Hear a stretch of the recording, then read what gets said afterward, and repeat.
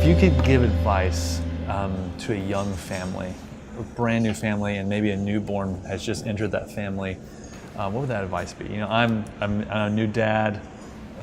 What do you like? What would you say first thing I would do as a new dad? You need to sleep before the baby comes, because you're going to get none. You know, boy, man, that's kind of a huge. Yeah. That's kind of a huge question. Okay. You know, again, I'm thinking that I'm going to, again, as a pastor, I'm thinking make sure that you start off making church a part of your life. And because over the years, you're going to hear things that help you. You're going to be in an environment that's positive and more family-oriented. Churches are going to be more family-oriented. And I think it's good also to understand that as you're building family and you're establishing family values, you need some good input. If you could go back and redo being a young father, what would you do differently? I'm not saying that you weren't a perfect father, because you were. Yeah. Absolutely perfect. But what would you do differently if you could say, hey, I wish I went back and did this a little differently than I did before? You know, I think I was too unkind with my mouth, and I didn't realize how much my words hurt. I was under a lot of pressure. You know, you came early, and we're surprised, and so we were trying to do that. We're trying to go in ministry. I was in Bible school. Early on, there was financial pressure. There was pressure. Joy was sick. There was a lot of things going on.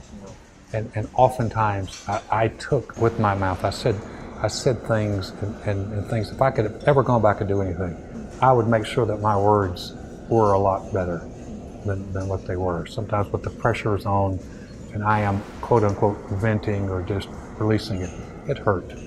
It hurt people. How did you, because I know you've gotten a lot better with your words. Yeah. And you've been able to correct that part and just and be very graceful and loving with your words. How were you able to make that kind of adjustment to where your words, what you spoke, was a lot better than before? Like, how does someone change that? That's a great question. Yeah, I think, I don't know if it was like a moment when I realized this is what's hurting my family. I don't know if that was, or just a growing sense of my words need to be better. You know, the more I spent time in God's Word, God's Word, James said it acts like a mirror, so it's constantly putting a mirror. So you spend time in God's Word, and it starts to shine the mirror on your life. And so if you're having any kind of walk with God, He's going to be checking you about your words. And so somewhere along the lines, it really began to dawn on me that my words were powerful, and especially as a father. A father's words seem to have sometimes more impact than even a mom's words. I mean, you guys would come to mom, and mom would tell you how awesome you were, and you're like, yeah, I'm gonna go find out from dad, you know. And so I think sometimes I was too intent on telling you the truth instead of delivering the truth in love. And so by just reading your word, reading God's Word. Reading God's Word. Yeah, reading God's Word helped. Yeah. And then just realizing. Yeah, just realizing that words can build a relationship or they can tear it down.